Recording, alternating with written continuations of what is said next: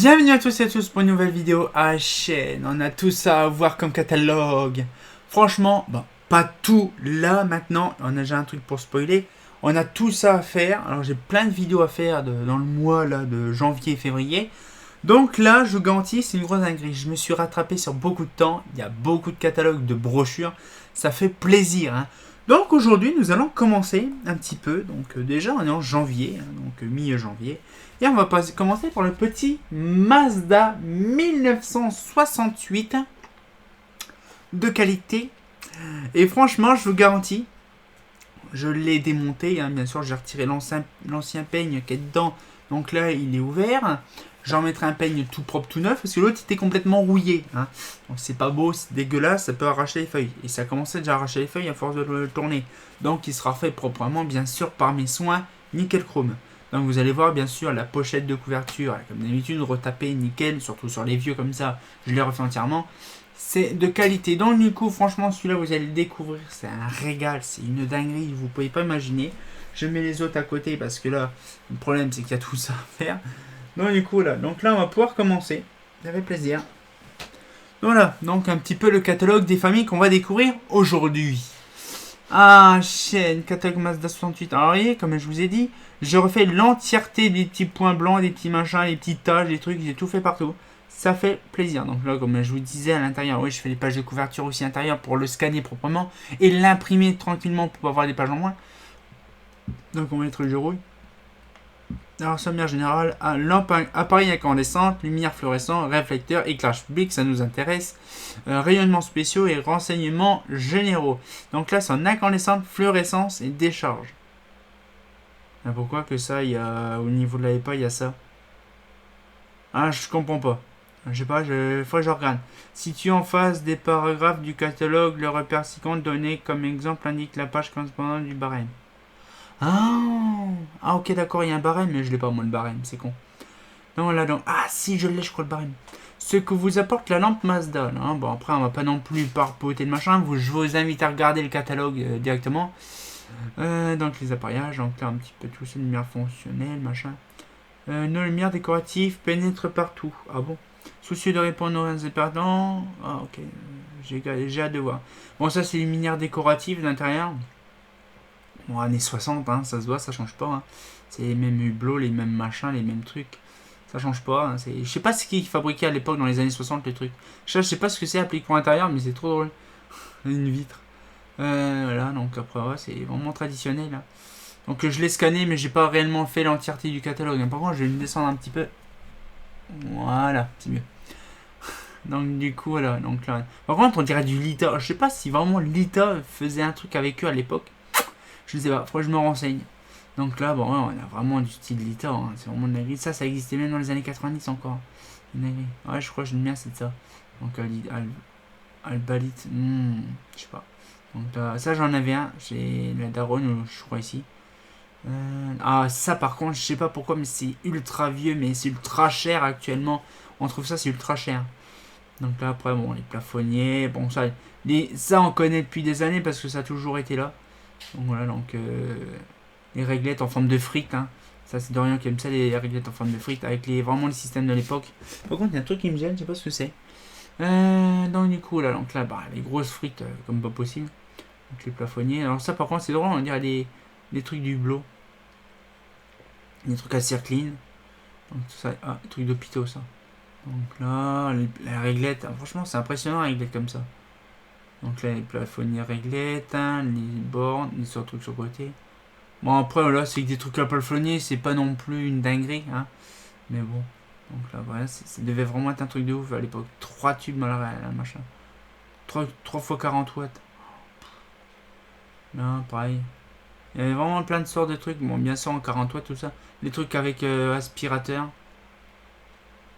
Voilà, quand on voit ça, déjà, le dalle lumineuse entière. Oh la vache, les plafonniers entiers, machin. Oh là. Ça devait vraiment éclairer ces grands morts à l'époque. À l'époque, il faut penser que ça, on s'en foutait royalement de l'éclairage. Pas de l'éclairage, on va dire, on s'en foutait de l'énergie. Donc en fait, on fait ça maintenant, on est démonté. Là, donc là, c'est quoi ça? 105 watts la réglette. Maman.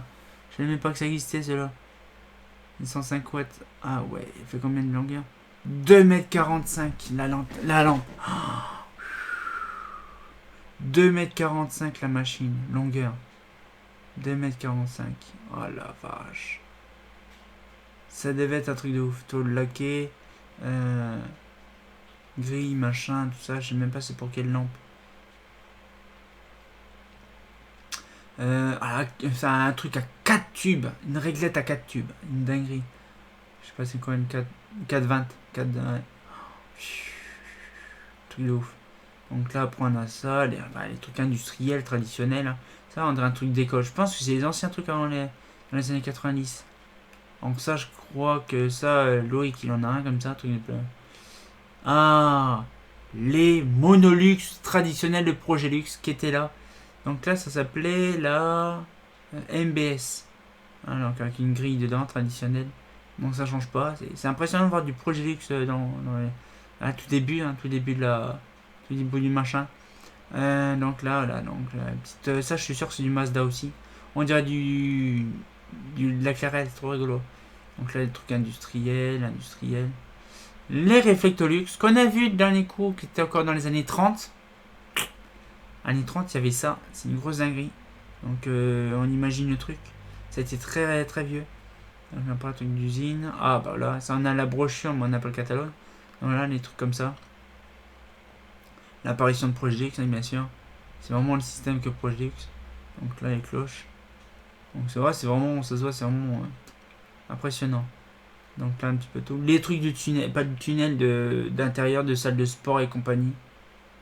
Alors ça, c'est quoi, Grand Hauteur? Je sais pas trop ce que c'est que ça. Ah, c'est peut-être pour les côte à côte, pour les magasins. Ah, ça c'est notre pareil, ça c'est notre truc ça.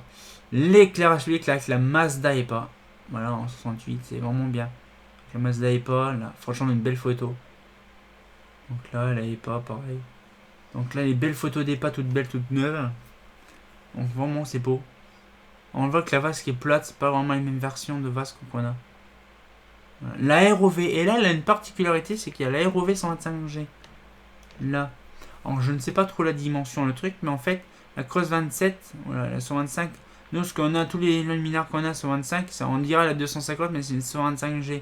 En avis, c'était ROV 125 et 250, ils ont mis 125G pour faire une 250 au Cross 34. Je pense qu'ils ont fait ça dans les années 68, exprès pour différencier, je pense.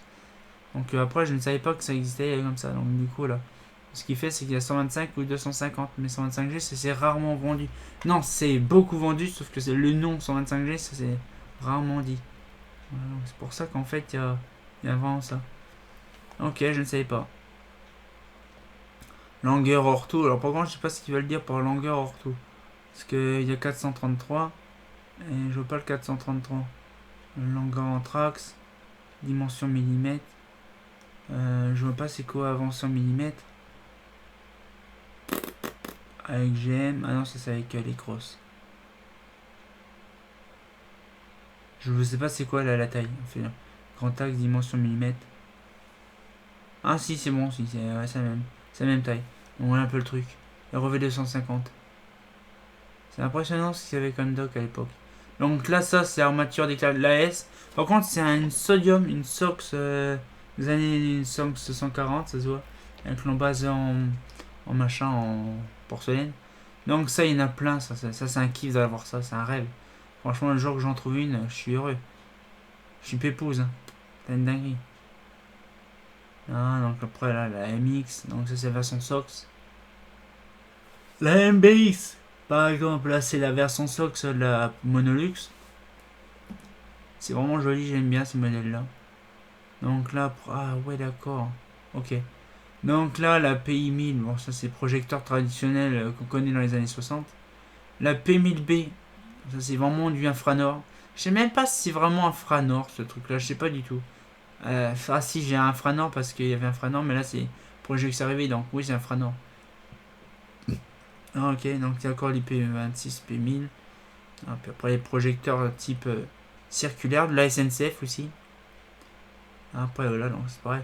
Ça on va dire un projecteur Alita ou... rien du tout. Donc après le projecteur extérieur. lampe à UV, donc là les trucs à germicide. Ça je sais pas, j'en ai vu une fois sur internet, truc à lumière noire. Les renseignements généraux, bon là ça explique un petit peu plus les éclairements luxe et compagnie. Donc là par contre là c'est voilà, donc après les lampes, les lanternes plutôt. Donc on a la EPA, machin, tout ça, les répertoires. Comme ça on sait ce qu'il y a dedans. Voilà, et puis la dernière page VPM. Franchement c'est impressionnant. Voilà, donc la fin du catalogue. Franchement il est magnifique, ça fait plaisir. Donc un autre dans ma collection depuis leur fort moment, mais je l'ai enfin scanné celui-là, ça fait plaisir. Donc il sera disponible aussi sur Fosa, aussi que sur mon site bientôt. Pas maintenant parce qu'il faut que je fasse une mise à jour de mon site, catalogue. Mais il sera disponible entièrement. Celui-là, ça fait plaisir en version PDF comme de base. Et on se retient quand pour une nouvelle vidéo. Et comme j'ai bien entendu, bah, un truc de qualité, hein. Ah, c'est pas faux.